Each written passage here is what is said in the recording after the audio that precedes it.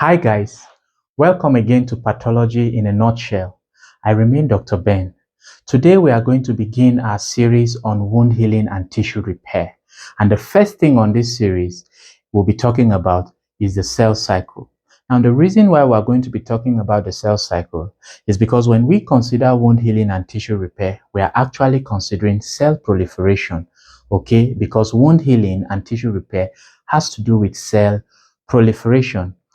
And cells are categorized based on their replicative capacity. And this replicative capacity is determined by where the cell is with respect to the cell cycle. And so we'll be talking about the cell cycle today. Now, the cell cycle is simply the sequence of events that take place for cell division to occur. That is what cell cycle is. Okay, so let's get into our topic. So like I said, the cell cycle is a sequence or series of events, okay, that take place in a cell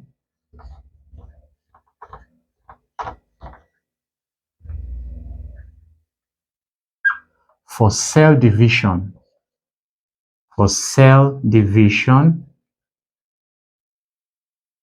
To occur.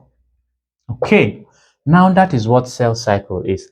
And this cell cycle has been divided into phases, okay? And there are about 5 phases. There are 5 phases of the cell cycle.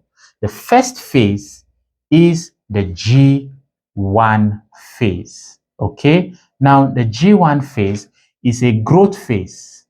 It's a growth phase, okay? And this growth phase is known as the pre-synthetic. It's a pre-synthetic growth phase, okay? Synthesis has to do with DNA synthesis. So G stands for growth, okay? Now, the second phase is the S phase, okay? Which is the synthetic phase, okay? Now, the next one is the G2 phase. That's the second growth phase, and it happens after the synthetic phase, but before the mitotic phase, okay? And so it has been called the pre-mitotic growth phase, okay? So it is the pre-mitotic growth phase. And then the next one is the M phase. The M phase, which is known as the mitotic phase. This is where cell division begins to occur. So it is the mitotic phase. And the last phase is the G0 phase. The G0 phase, where cells are resting and not actively preparing for division, okay? And based on these phases, there are 3 kinds of cells. There are 3 kinds of cells in the body with respect to these phases. The first kind of cells are known as the labile cells. And these labile cells are always actively dividing.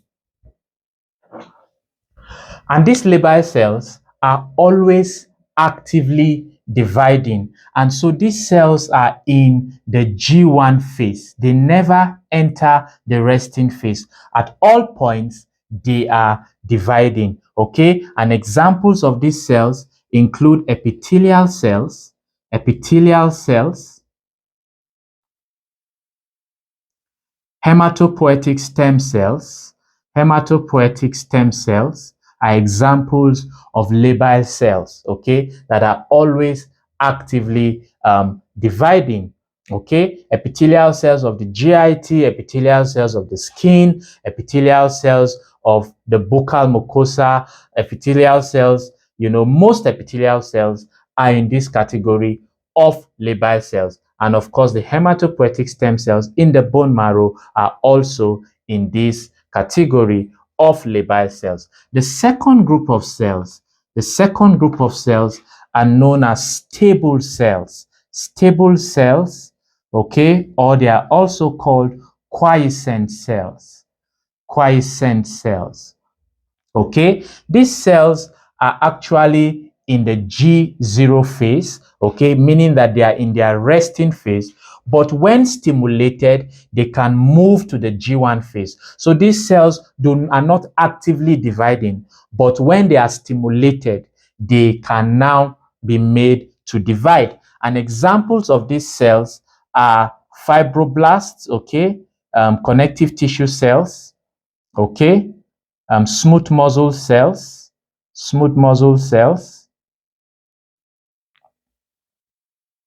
okay,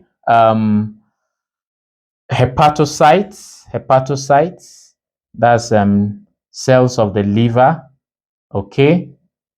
Yes, so these are some of the examples of stable cells that we have. Now, apart from hepatocytes, most of the stable cells have a limited replicative capacity, so they can enter G1 phase up to a point and then they stop. Okay, but hepatocytes can always be stimulated to move from G0 phase to G1 phase. So they can be stimulated to move from their resting phase to the phase where they can actively divide. And then the last group of cells are known as the permanent cells. Permanent cells.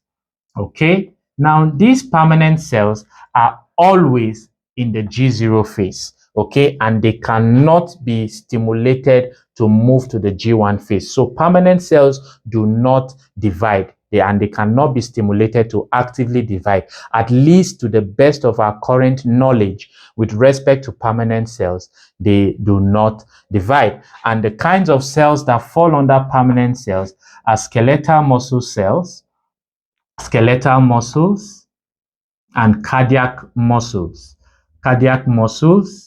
and of course neurons, okay. Neural cells are the cells in the permanent, that are called permanent cells, that are permanently in the G0 phase, okay. Now that we know this group of cells in the different phases of the cell cycle, let us move to how the cell cycle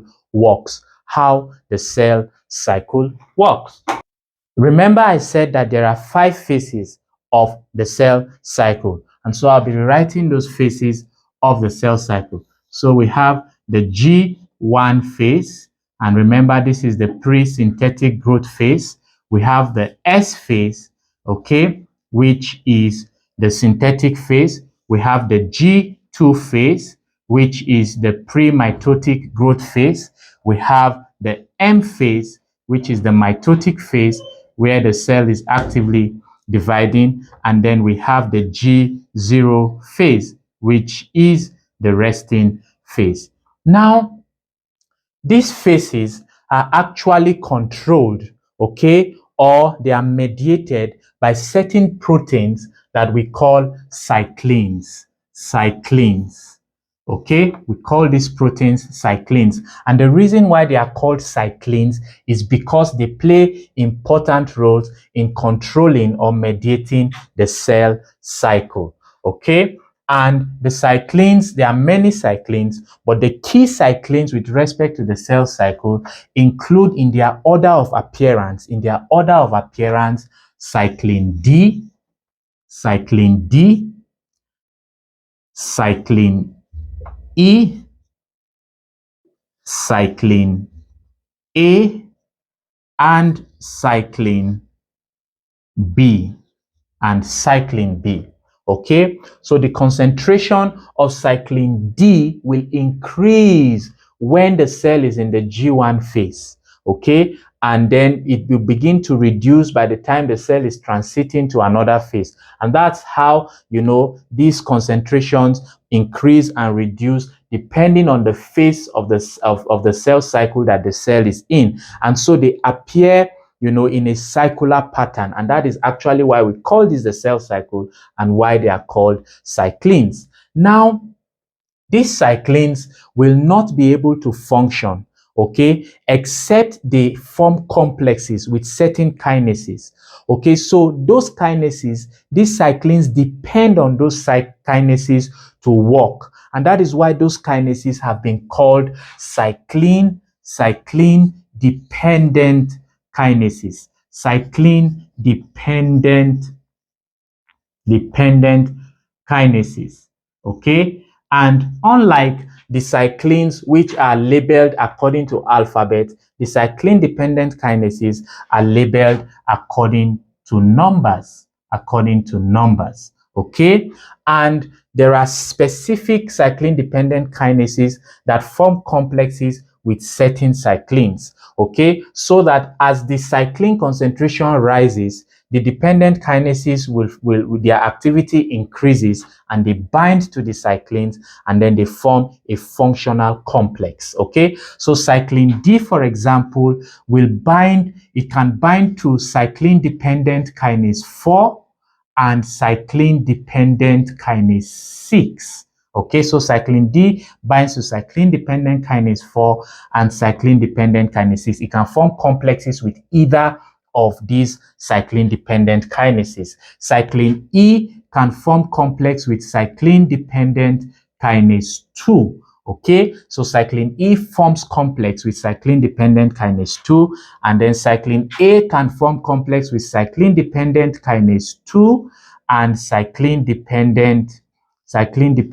kinase 1. Okay, so cyclin A can form complex with cyclin dependent kinase 2 and it can form complex with cyclin dependent kinase 1, and cyclin B can forms complex mainly with cyclin dependent kinase 1.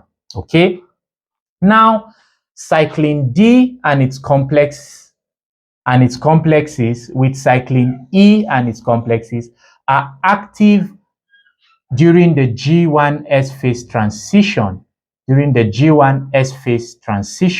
is where cyclin D and cyclin E are active with their complex during the G1S phase transition. That is where these cyclins are very active. Cyclin A, on the other hand, is very, very active in the S phase. It is very active in the S phase. Cyclin A is very active in the S phase, and while cyclin B is most active, okay, in the G2M transition. So these are where these cyclins work. Okay, these are where these cyclins work. Now, the next thing we will be talking about is that these cyclin and their complexes, they have inhibitors. Okay, so there are substances that inhibit their function, and these inhibitors are simply called cyclin dependent kinase inhibitors. Okay, and there are two groups of cyclin dependent kinase inhibitors. Okay, there are those that are specific for inhibiting both cyclin dependent kinase 4, those that are specific for inhibiting cyclin dependent kinase 4 and cyclin dependent kinase 6. Okay, and those ones are known as, we call them, they are P15, okay, P16, okay, P18, and P19. Okay, these are the cyclin dependent kinase inhibitors, and they are specific for cyclin dependent kinase 4 and cyclin dependent kinase 6. Okay, so this has been called, the gene for this is CDKN2B.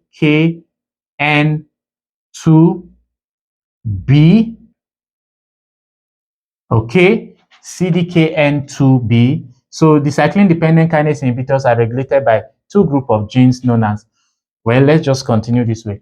CDKN2B, while P16 is CDKN2A. Okay, P18 is CDKN2C, and then P19 is CDKN2D. Okay, so these are the specific cyclin dependent kinase inhibitors. And then we have a general cyclin-dependent kinase inhibitors that are non-specific. So we have non-specific, okay? Those ones inhibit all cyclin-dependent kinases. Non-specific, okay? Cyclin-dependent kinase inhibitors. Okay, the non-specific ones include P21, okay, P27, and P57, okay, and they also have their other names, CDKN1A. Remember that for the specific cyclin-dependent kinase inhibitors, it is CDKN2. Okay, while for the non-specific cyclin-dependent kinase inhibitors, it is CDKN1. Okay, so CDKN1A for P21, CDKN1B for P27, and CDKN1C for P57, and these are also called the INK4A family. Okay, INK4A family. So these are cyclin-dependent kinase inhibitors that inhibit the action of the cyclins. Okay, now we are going to move further. Why do these inhibitors exist? Okay, why do they have to inhibit the function of cyclin? Because at some point cell cycle may not be needed, because at some point also cell cycle may need to be suspended for certain activities to take place. And that brings us to the checkpoint in the cell cycle, because for a cell to divide, there has to be a mechanism to checkmate that that cell has genetic properties that will not cause harm. When there are mutations in certain genetic components of the cell may become malignant. Sometimes the cell may become dysfunctional. And so before a cell is allowed to divide, there has to be checkpoints to ensure that the cell meets certain criteria, okay, before division is allowed. And that brings us to what we call the cell cycle checkpoints. There are two major checkpoints in the cell cycle. The checkpoints that exist between the G1 phase and the S phase, which is known as the G1S checkpoint, okay, which is known as the G1S checkpoint.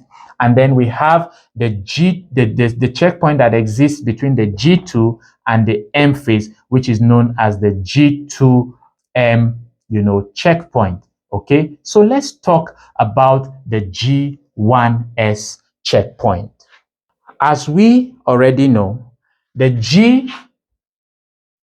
G1S transition, okay, transition is determined by cyclin D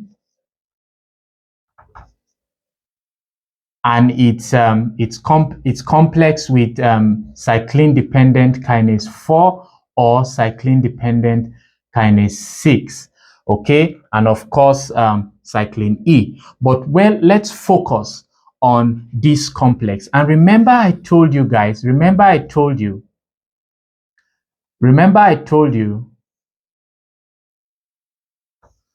that this cyclin-dependent kinase and cyclin complex actually phosphorylate, okay, because they are kinases, phosphorylate. And in the G1S phase,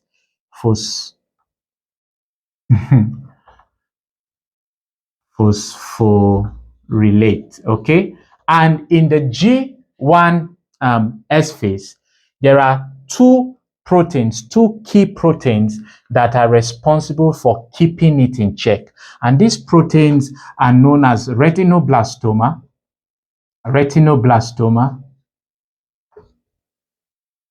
and E2F, okay, which is a transcription factor, while this is a tumor suppressor gene. Now, retinoblastoma holds E2F. Okay, so let us say that this one is retinoblastoma. Okay, holds it. So let's say this is retinoblastoma and this is E2F. Okay, so let's say this is E2F, which is a transcription factor. Okay, now retinoblastoma holds E2F, okay, which is a transcription factor that will be released to ensure the transition between G1 to S phase. But retinoblastoma is holding it and preventing it from, performing its transcription factor function. And this retinoblastoma is hypophosphorylated, meaning that it does not have enough phosphate groups at this level. So when a cell is ready to move from G1 to S phase, okay, this complex, cyclin D and its cyclin-dependent kinase complex, phosphorylates retinoblastoma. So what they do is that they add phosphate groups, okay, phosphate groups to this retinoblastoma, okay,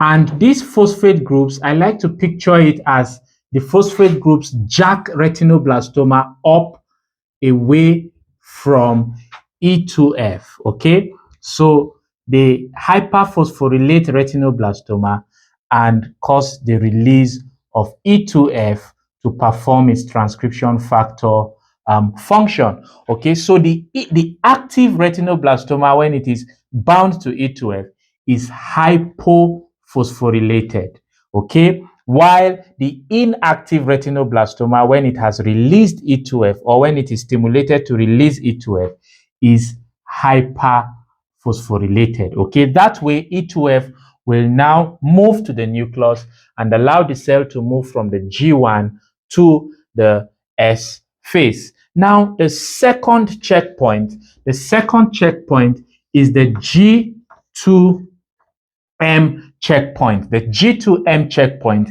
and it is principally mediated by the G2M checkpoint, principally mediated by cyclin B,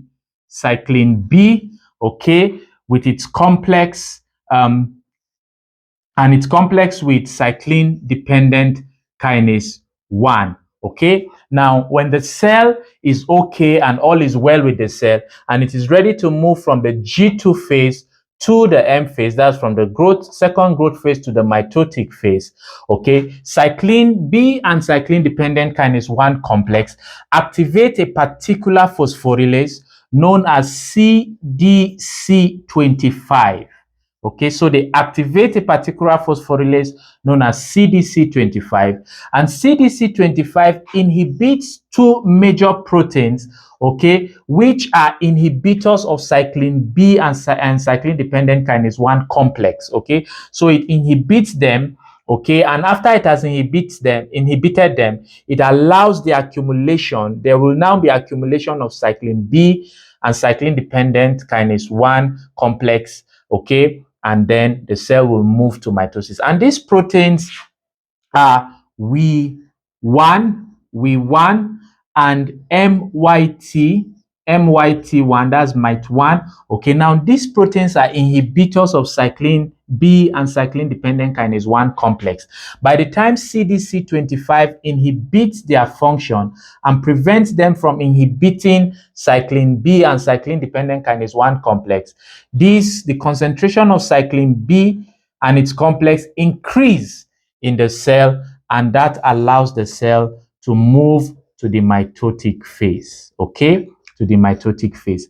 Now, these checkpoints are regulated by two major proteins or two major genes, okay, the P53 gene and the ATM, ataxia telangiectasia mutated gene. Now, these genes, when they sense DNA injury or sense other kind of cell stress, they suspend or they delay the progression of the cell into the cell cycle to ensure that either DNA is repaired, and if DNA cannot be repaired, okay, the cell enters senescence or the cell is stimulated to die by apoptosis. So whenever there is a DNA defect, the cell is not allowed to progress in the cell cycle at this checkpoint, and that is because of these major sensors, okay, and that is for the DNA to be repaired or for the cell to enter senescence or apoptosis. And one major way by which p53 does this function is by activating cyclin-dependent kinase inhibitors, particularly P21. Okay, so with that, we have come to the end of cell cycle. Okay, thank you so much for joining us today. I'll encourage you to subscribe, like, okay, would like to hear from you. Give us your comments, invite your friends to join us, and I'll see you in the next one.